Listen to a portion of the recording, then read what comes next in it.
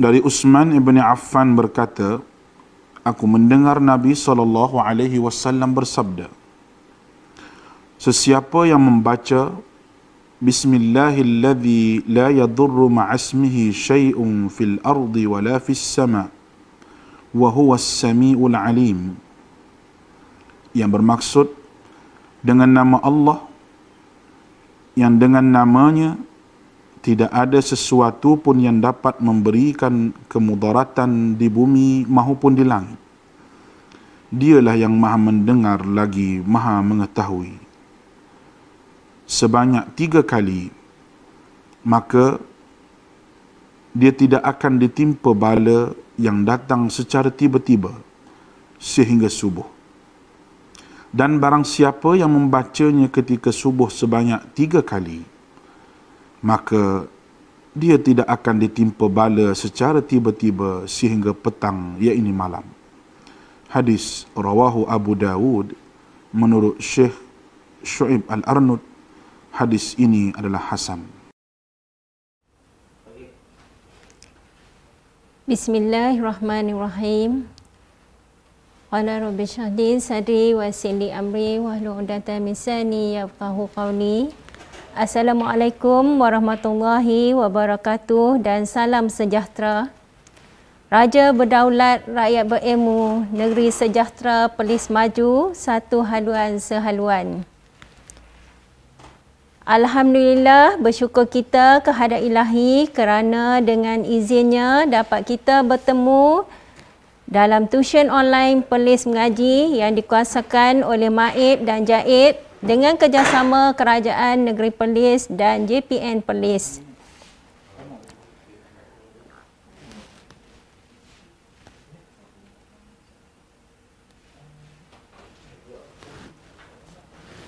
Pada pagi ini, anak-anak akan bersama dengan cikgu iaitu Cikgu Zawiyah binti Saidin bertugas di Sekolah Kebangsaan Kampung Salang, Perlis. Cikgu sudah berkhidmat selama 23 tahun di negeri kelahiran cikgu sendiri iaitu Perlis dan pernah bertugas di 4 buah sekolah. Cikgu mendapat sijil perguruan dari Institut Perguruan Darul Aman dan mendapat ijazah sarjana muda di Universiti Terbuka Malaysia dalam pengajian Bahasa Melayu.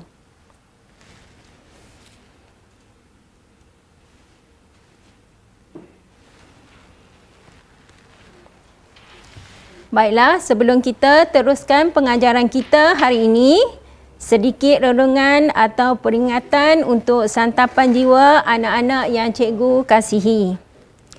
Cikgu harap anak-anak terus berusaha untuk menimba ilmu walaupun kita berada dalam situasi sekarang iaitu Perintah Kawalan Pergerakan dan sekolah bercuti. Tetapi cikgu-cikgu berusaha untuk menyampaikan ilmu kepada anak-anak dengan pelbagai cara.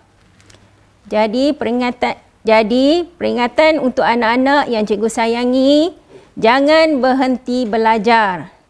Ilmu yang anak-anak dapat ini memberi banyak manfaat. Ilmu yang diperolehi dapat digunakan pada masa depan. Ilmu juga mengubah hidup kita dan dengan ilmu kita boleh membuat pelbagai perancangan dalam hidup serta kita akan dihormati. Jadi, anak-anak perlu rajin membaca untuk mendapatkan ilmu. Jangan berhenti untuk mencari ilmu. Pelbagai sumber untuk mendapatkan ilmu dalam dunia, iaitu dunia di hujung jari. Ingat ya anak-anak, jangan berhenti atau malas untuk belajar. Jangan cuti sekolah, anak-anak pun cuti belajar. Baiklah, dalam slot Bahasa Melayu Sekolah Rendah pada pagi ini, fahamilah kata-kata ini.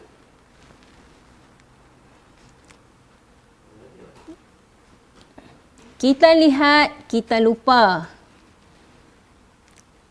Kita tulis, kita ingat. Jadi, anak-anak bersedialah dengan buku catatan supaya kamu akan ingat, kita buat, kita akan faham.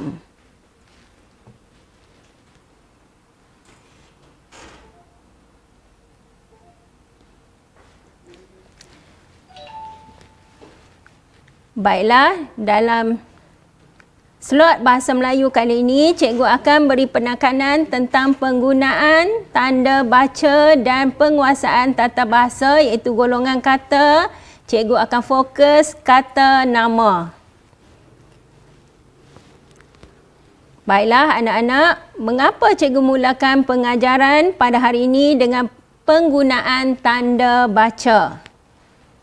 Cikgu akan hanya memperkenalkan tanda baca yang sering anak-anak guna dalam tulisan, iaitu tanda noktah ataupun titik, tanda koma, tanda tanya atau tanda soal, tanda seru, huruf kecil dan huruf besar.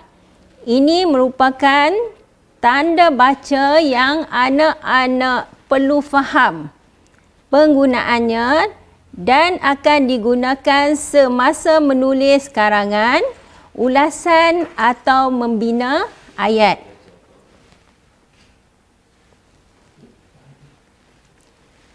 Hasil pemerhatian cikgu, ramai anak-anak yang tidak menguasai penggunaan tanda bacaan,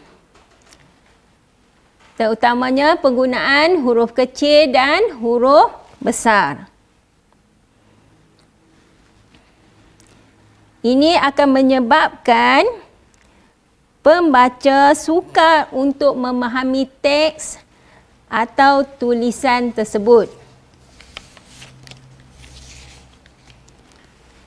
Baiklah, kesalahan penggunaan tanda baca akan mempengaruhi penulisan, iaitu terdapat banyak tanda kesalahan atau hukuman dalam tulisan kamu, menjadikan hasil penulisan ataupun karangan kamu itu tidak menarik dan seterusnya akan mempengaruhi markah kamu. Baiklah anak-anak yang cikgu kasihi, cikgu mulakan dengan tanda noktah ataupun titik.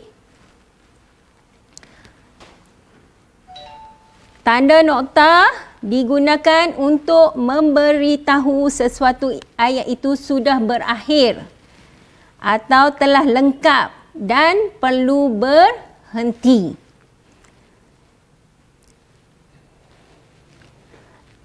Tanda noktah penting terutama ketika membina ayat. Jika tidak diletakkan tanda noktah, akan dihukum sebagai kesalahan dan akan mempengaruhi markah kamu. Jadi marilah kita sama-sama lihat penggunaan tanda noktah atau titik. Yang pertama, penggunaan pada akhir ayat penyata. Contohnya, negara kita menyambut Hari Guru pada 16 Mei setiap tahun. Tanda noktah juga digunakan pada singkatan gelaran, pangkat, jawatan dan singkatan umum. Contoh dia yang berbahagia. Yang berbahagia ni diletakkan tanda noktah pada hujungnya. Doktor. DR dan diletakkan tanda noktah. UP untuk perhatian dan sebagainya.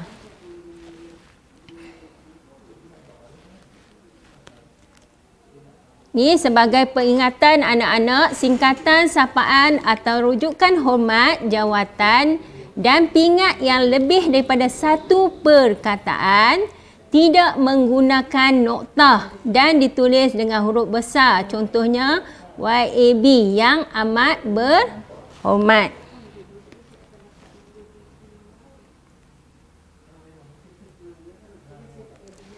Tanda baca kita yang kedua iaitu tanda koma.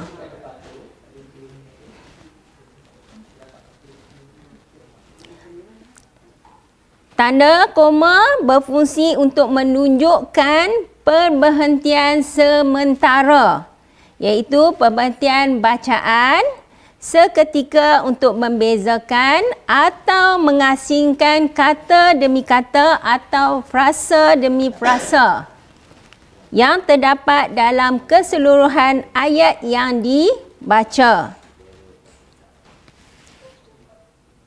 Kita lihat penggunaan tanda koma. Digunakan untuk mengasingkan sesuatu yang sama jenis atau berturut-turut dalam ayat. Contohnya, Pak Majid menanam timun, petola, terung, bayam dan kangkung di kebunnya. Diletakkan selepas kata seru dalam ayat. Contohnya, aduh sakitnya gigiku. Ataupun aduh sakitnya gigiku. Dan selepas kata seru iaitu aduh, ada tanda koma.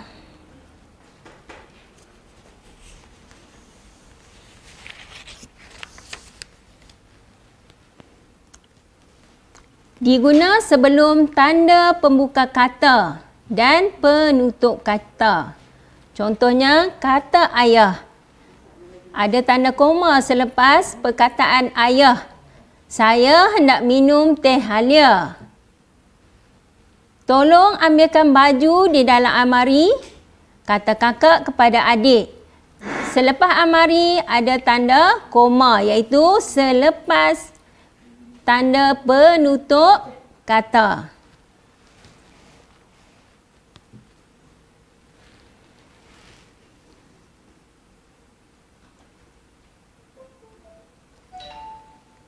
Baiklah, kita beralih pula kepada tanda baca seterusnya, iaitu tanda soal ataupun tanda tanya. Kita selalu sebut untuk ingatkan anak-anak, sebut telinga kera. Jadi tanda tanya atau tanda soal ialah tanda baca yang biasa diletakkan di akhir sesuatu ayat menggantikan titik dan digunakan apabila menulis soalan dan untuk membuat pertanyaan.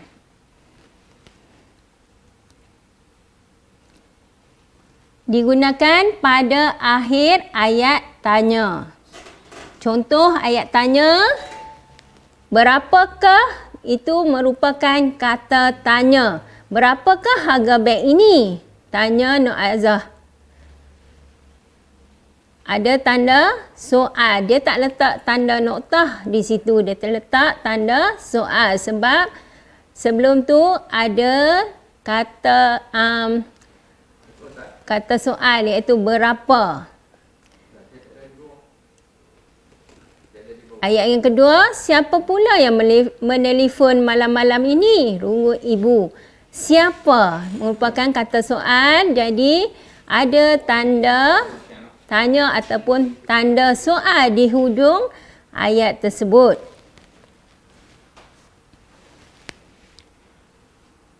Kita beralih pula ke tanda baca yang seterusnya, iaitu tanda seru. Tanda seru ialah tanda baca yang lazim digunakan selepas kata seru. Menyatakan rasa marah, sakit, hairan, kagum dan sebagainya. Tanda seru biasanya terletak di hujung ayat. Antara kata seru yang digunakan seperti wah, amboi, cis, aduh.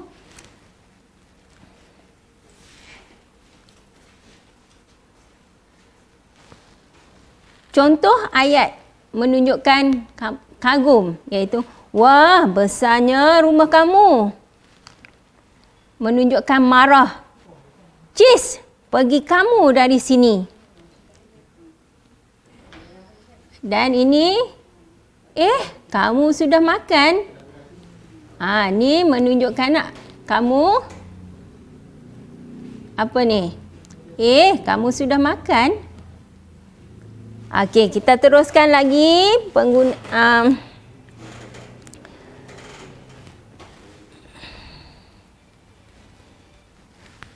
ke morfologi, iaitu morfologi terbahagi kepada dua, iaitu bentuk kata dan golongan kata. Jadi di sini bentuk kata ialah kata tunggal, kata terbitan, kata majmuk, kata ganda. Untuk golongan kata iaitu kata nama, kata kerja, kata adjektif, kata tugas. Jadi pada hari ini cikgu akan fokuskan kepada kata nama, iaitu kata nama am, kata nama khas dan kata ganti nama.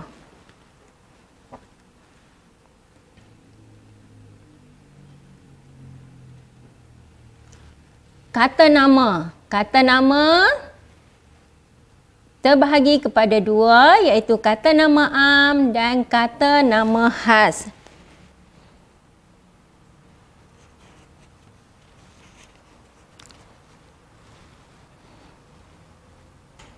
Kata nama berkait rapat dengan penggunaan huruf kecil dan huruf besar dalam penulisan kamu. Okey, kata nama diberikan atau dirujuk kepada benda, manusia, tempat dan binatang. Kata nama terbahagi kepada dua, iaitu kata nama am dan kata nama khas.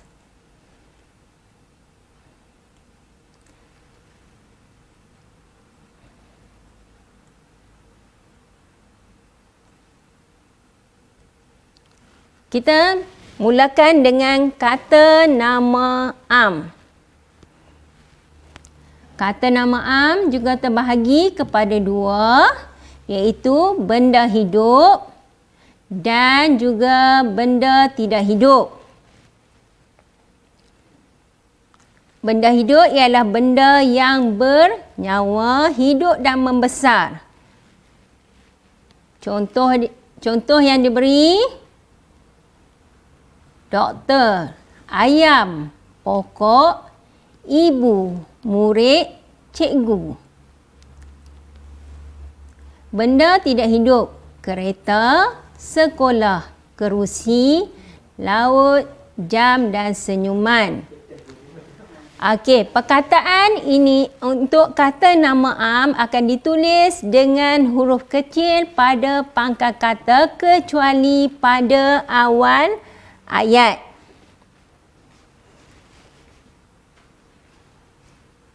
Kita akan tengok seterusnya. Kata nama am itu latihan. Di sini cikgu akan terangkan. Setiap hari Azlina menunggang basikal ke sekolah. Basikal merupakan kata nama am. Anggota polis mengadakan sekatan jalan raya supaya orang ramai tidak melanggar perintah kawalan pergerakan. Polis, kata nama am. Hutan ialah tempat tinggal binatang buas seperti harimau dan singa. Hutan, kata nama am untuk tempat. Apa yang cikgu maksudkan tadi? Cara menulis, penggunaan huruf kecil, iaitu untuk contoh dia basikal. Basikal, perkataan basikal berada di tengah ayat, jadi B perlu ditulis dengan huruf kecil. Berbeza dengan hutan, untuk H ditulis dengan huruf besar disebabkan terletak di awal ayat.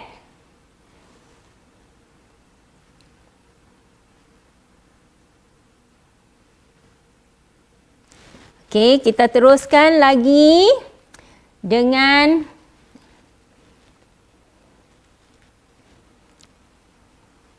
di sini sebelum tu cikgu nak maklumkan kepada kamu maksud dia kata nama khas, nama am ni, basikal contoh dia tadi adalah kata nama am tidak hidup. Anak-anak tahu bentuk dan rupa basikal dan boleh tunjuk dan bezakan basikal dan kereta bila disebut. Itu maksud dia nama untuk benda tersebut, iaitu basikal. Polis adalah kata nama am hidup, iaitu bernyawa, membesar serta bergerak. Anak-anak juga boleh bezakan polis dan petani. Kenapa anak-anak boleh bezakan dan tahu sebab pakaian atau uniform yang digunakan? Anak-anak kenal dengan menyebut itu polis. Polis adalah kata nama am.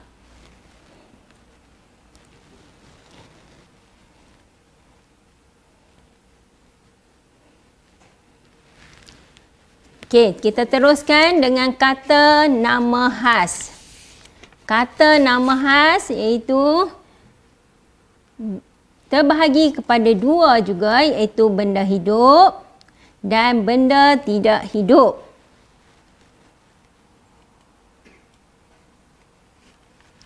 Kata nama khas ialah kata nama yang diberikan khas ataupun khusus untuk manusia, tempat, binatang dan benda. Kita tengok sini kata nama khas untuk benda yang hidup ya. Okey, Arif Aiman, Cikgu Anis. Tadi di kata nama am yang sebelum ini kita tulis cikgu huruf kecil sebab tanpa diikuti dengan nama. Di sini menjadikan kata nama khas bila diikuti dengan nama. Jala. Jala adalah kata nama khas untuk merujuk kepada ayam. Pak Belang merujuk kepada harimau. Sang Kancil. Cerita-cerita tentang sang kancil sangat popular cerita kanak-kanak. Okey, Doktor Rohana. Kalau doktor sahaja kita tulis huruf D itu huruf kecil tanpa diikuti dengan nama. Ambil ingatan anak-anak sebab untuk tanda baca huruf kecil, huruf besar penting ya. Okey, benda tidak hidup. Sekolah Kebangsaan Kampung Salang. Kalau disebut sekolah tanpa diikuti nama, dimasukkan dalam kategori kata nama am. Hospital Tuanku Fauziah. Anak-anak boleh lihat cara penulisan dia. H, huruf T, huruf F. Ditulis dengan huruf besar. Proton wajah. Perlis. Okey, di sini peringatan kata nama khas mestilah ditulis dengan huruf besar pada huruf pertama walau di mana sahaja kedudukannya.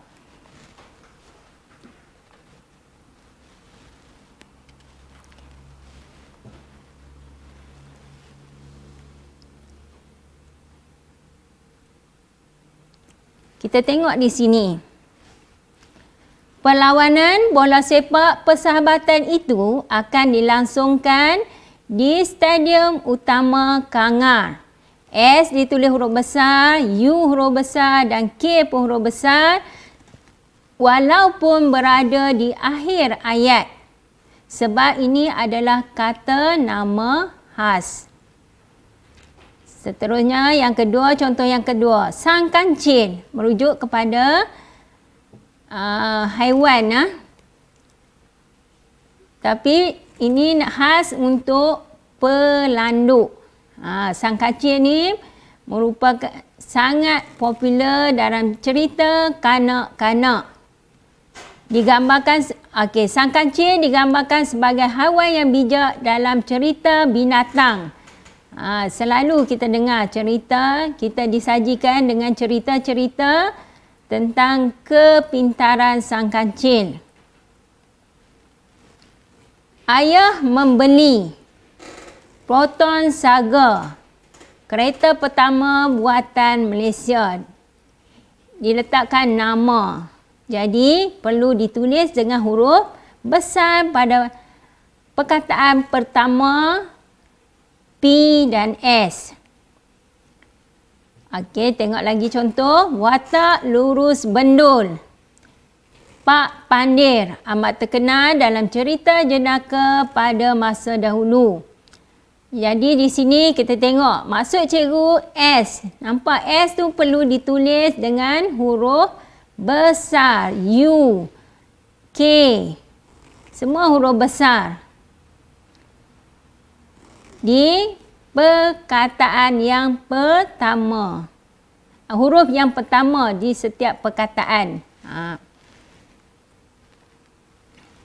Okey, di sini cikgu nak beri pesanan untuk anak-anak cara menulis nama. Jika ada 2 atau 3 perkataan nama kamu, contoh dia nama kamu Aisyah Sofia, ditulis dengan 2 perkataan. Huruf awal pada Aisyah iaitu A ditulis huruf besar dan Sofia pun sama ditulis huruf besar untuk S. Seterusnya untuk Bin dan Binti perlu ditulis huruf kecil untuk B, Bin dan juga B, Binti. Ini selalu anak-anak lakukan kesilapan.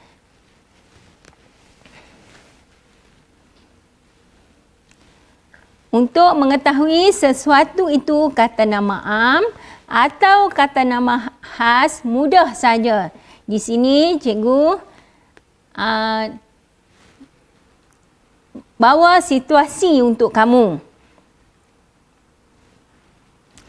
Ini penting jika anak-anak dapat membezakan kata nama am dan kata nama khas, jadi tidak ada kesalahan untuk menulis huruf besar atau huruf kecil. Cikgu bagi situasi yang mudah untuk kamu faham.